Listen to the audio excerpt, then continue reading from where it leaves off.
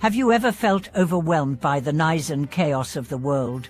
Have you questioned whether it's possible to remain calm, grounded, and fearless in a time that seems defined by uncertainty, conflict, and constant change?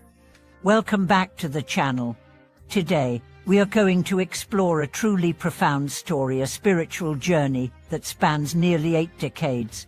We will dive into the life and teachings of a great Rinpoche who, through 70-80 years of storms and sunshine, practiced and embodied fearless compassion. His path is not only inspiring but also practical, offering us a guide for how we too can meet the challenges of the modern world with equanimity, wisdom, and boundless heart. In today's video, we will not only revisit the milestones of Rinpoche's remarkable life, but also uncover the essence of what it means to cultivate courage, not the kind that blusters or boasts, but the deep, unwavering kind that blooms from stillness and spiritual insight.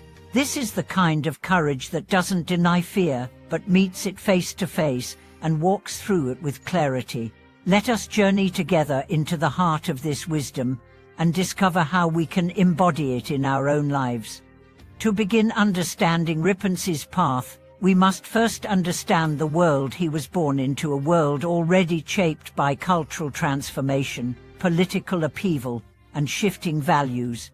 From a very young age, he was trained in the discipline of Dharma, in monasteries where silence and devotion were the air he breathed. Even in his youth, she displayed an extraordinary calmness, an ability to sit with discomfort, to witness the pain of others, and to respond not with avoidance, but with presence.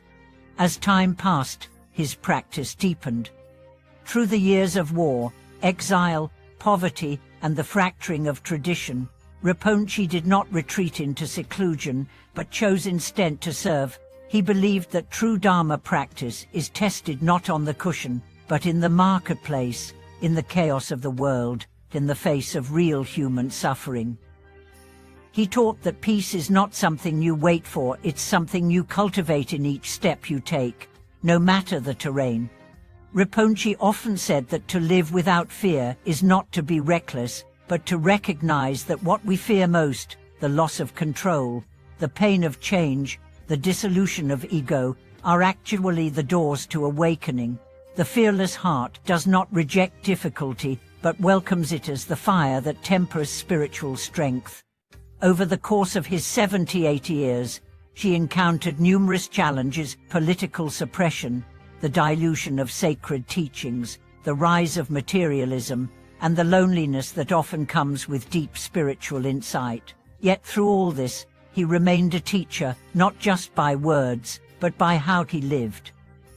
He showed that fearlessness is not the absence of struggle, but the willingness to show up fully, even when your voice shakes and your heart is breaking.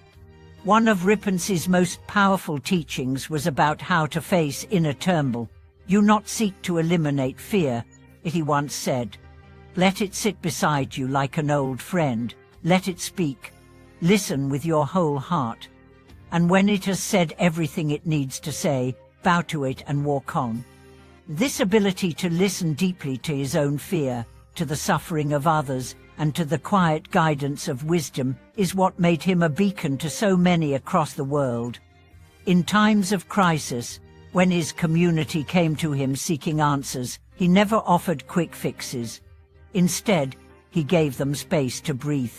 He invited them to sit with their suffering without judgment, to soften their resistance, and to touch the tender vulnerability beneath their rage and sorrow.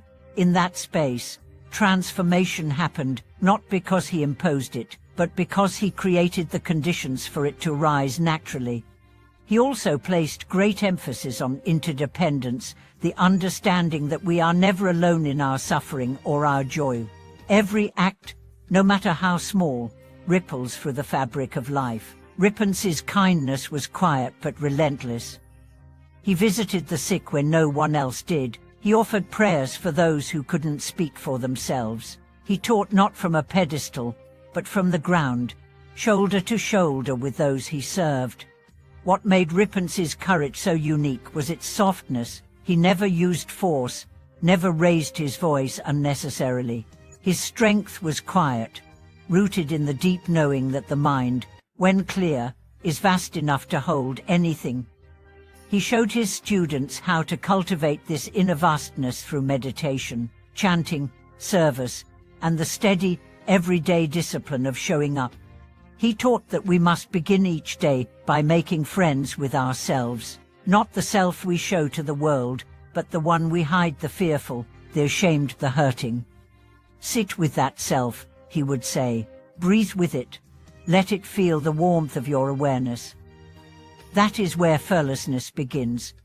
Through countless teachings and spontaneous conversations, Rinpoche emphasized that the greatest strength is found in presence.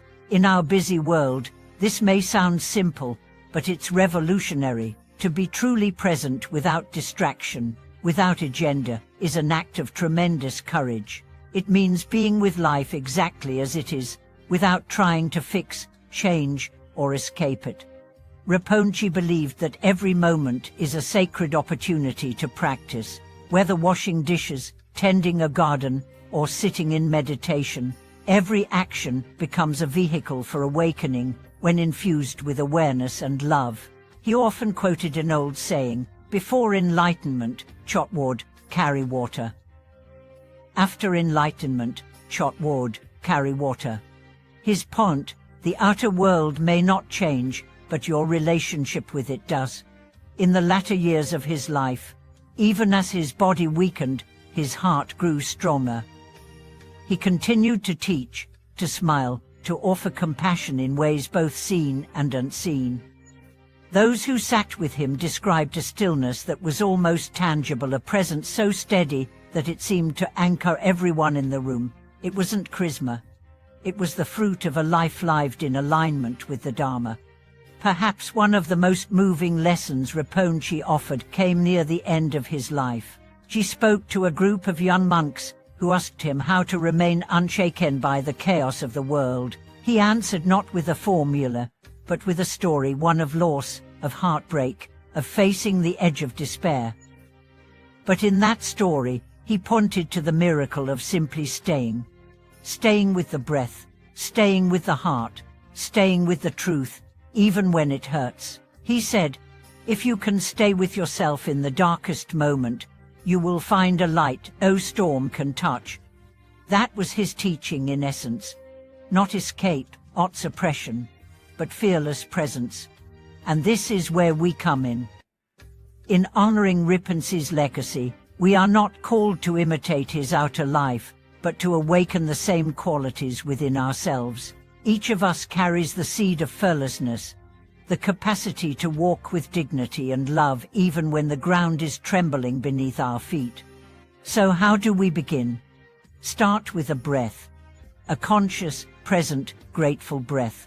Then listen to yourself, to the world, to the wisdom that has always been speaking in silence.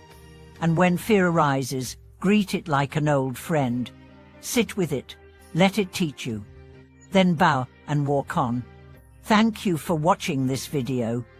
If Rinpoche's story touched your heart today, share your reflections in the comments below. How do you practice courage in your daily life? Don't forget to like, subscribe, and turn on the notification bell so we can continue walking this fearless path together.